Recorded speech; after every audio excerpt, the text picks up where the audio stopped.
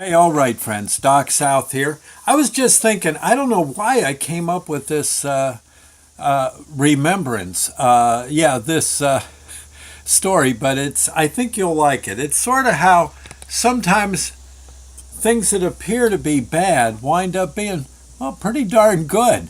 At first you think, oh my gosh, what am I going to do?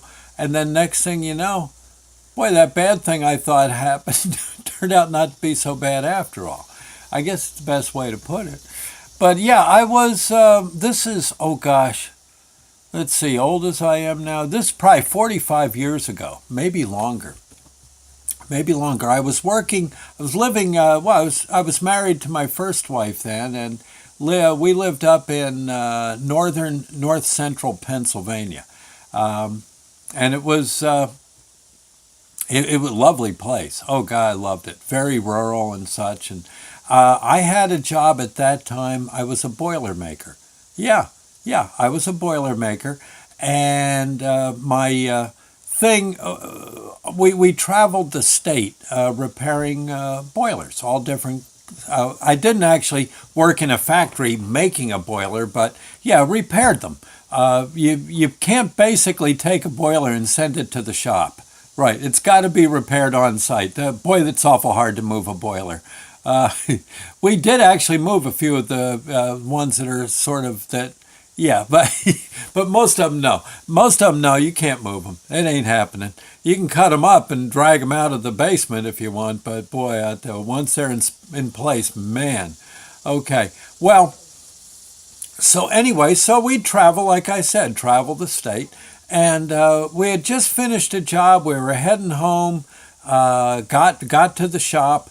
The and and I remember our boss come out, and his name was Charlie, and he looks over. He says, "Hey, you guys, come on over here a minute." He said, I just want to tell you about something." And I don't know, it's probably Jackson and me. He says, "Listen, we're out of work now. We've done all the jobs. Here it is. We're approaching winter, and as you know, a lot of the boilers are running now. We have no work, so you guys are laid off." Now he says it's not a value judgment. As soon as we get work, I'll call you and you'll be back. But you might be out for the way it's looking for about five or 6 weeks. I would suggest you go to unemployment, and get get yourself signed up. And of course, I'll back you up and all that. Here's your paycheck for now, but again, I'd get over there if I were you. My gosh, you'd have thought. For me, Jackson's, oh, okay, sure. Me, I thought I had never been laid off before, ever in my life. And I said, my God, I took it like a man. I didn't stand there crying or nothing, but boy, all the way home, I'm saying, my God, what am I going to do? I'm laid off. I only got, well, Charlie paid me, and that was it. Oh God! And I think I might have one more check coming, and then oh my God! And our rent is $60 a month. How am I going to afford that and food? Oh my God! And gosh, it costs about $40 to fill a shopping cart. Oh my heavens! Yeah, I know. Gasoline. My God, running around looking for gasoline. It's 50 cents a gallon. Oh man, I'm through. And remember, I broke the bad news to my wife, and she says, "Well, okay, so you're laid off. We'll have to make do." She says, "Gosh, we'll think of something." And we were selling antiques then. She says, "Maybe we can go down and sell some antiques down in Jersey or something." I said, "Well, yeah, maybe." Gosh, and of course. Now I'm thinking. She says, "Well, I know one thing. You could go get some firewood. We need firewood if nothing else. It'll help keep the oil bill down." I said, "Yeah, yeah." So anyway, the next day I head over to I head over to the sawmill that was in town, and they had this stuff they call slab wood. Yeah, they would take the trees, the lumbermen would bring in, and they would cut them into boards.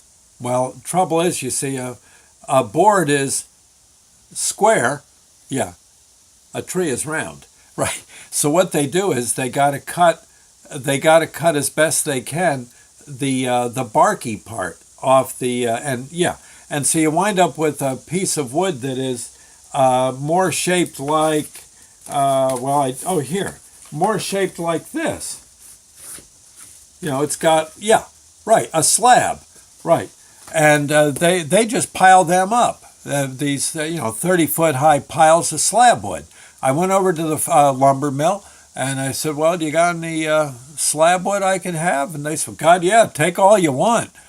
So I start filling the van with slab wood, drag it home, chop that up with my chainsaw, split it a bit, that needed splitting. Pretty soon I got a cord or two, give me a week, and I had a cord or two of slab wood.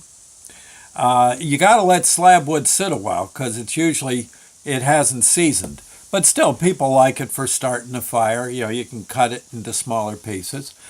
Well, okay, so pretty soon someone comes over and one of my neighbors said, "Hey, you got a cord of slab wood?" I said, "Yeah, right over there." I said, "Well, I'll give you $60 for it." I said, 60? God, that's like 3 or 4 days work at the boiler. Again, I didn't make a whole lot, but again, it was long ago. And he says, "Yeah, I'll take $60. It'd be like 400 now." And he, so I sold a cord of slab wood. I said, "Well, I'll be doggone." Okay, so then I go, oh, and meanwhile I've signed up. I'm getting unemployment checks. They were coming in fairly well. After about 2 or 3 weeks, you had to show that you were looking for work. Well, I'd ask around. They kind of.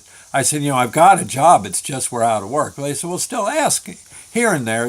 We're not fussy. These are people at the unemployment office. We know you'll be. We talked to your boss. We know you're a good worker. You'll be back soon enough." So I go get another.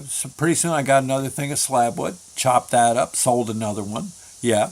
Then I said, "Gee, we could use some regular wood." So I went to the forest department, the forest ranger, and asked him, "Hey," I said, "you got any spot where the lumbermen have been cutting the trees down, and you got the tops of the trees, because they're pretty much useless to a lumberman. What are they going to do with them?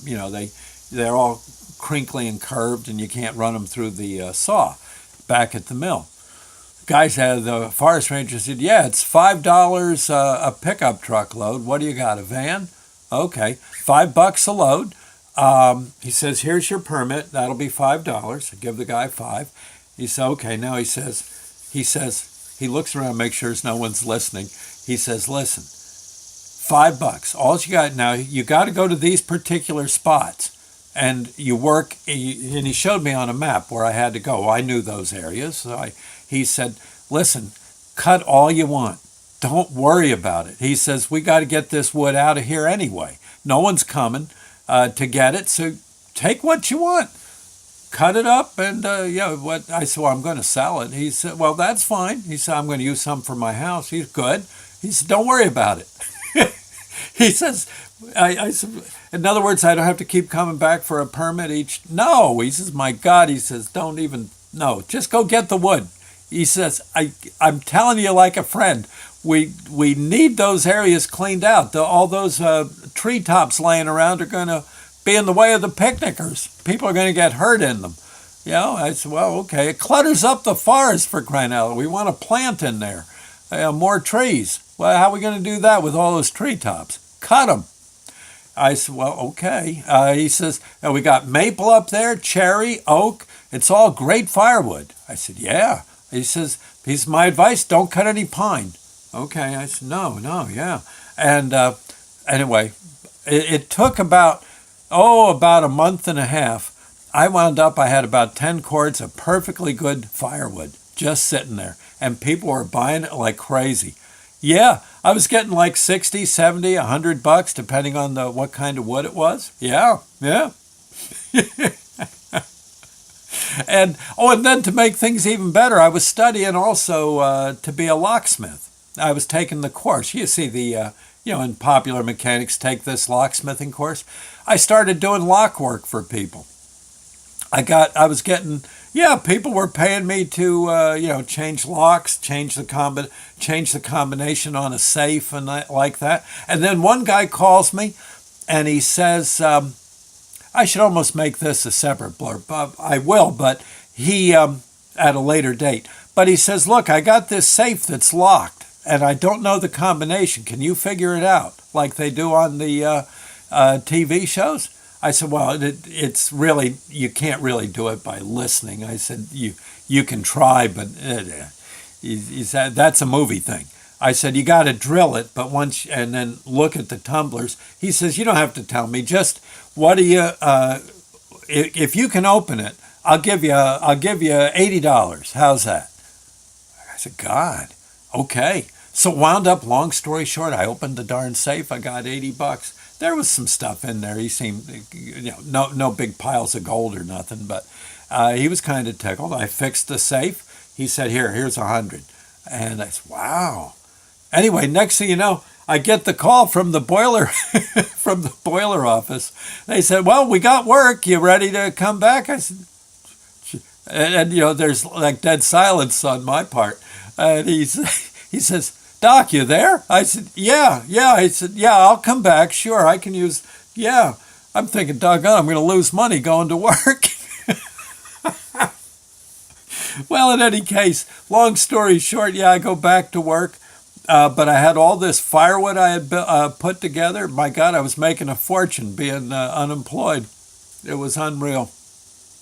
And I told them at the office, at the unemployment spot, I said, I made all this firewood. They said, did you sell it while you were unemployed? I said, no, I sold some. Well, they said, well, that's okay. Good Lord, it's a load of firewood. You kept you off the streets, right? I said, yeah. And they said, well, cool. Yeah. Just don't make a big thing of it. And I think we're well past the statute of limitations anyway, but it was just so darn cool. So I go back to work. Now and then someone would come by, want another load of firewood, and it was just sitting there. I just throw it in the van and take it over. It was fantastic. And and then what happens? About 2 months later, I get a letter from the unemployment people, and I figure, well, here we go. I'm going to jail. I open it up, and it's a check. We didn't figure out your unemployment properly. Here's some more money for you.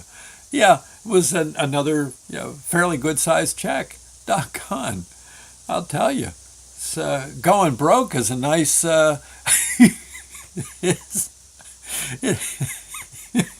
is a pretty good, being unemployed was, God, I was doing all right.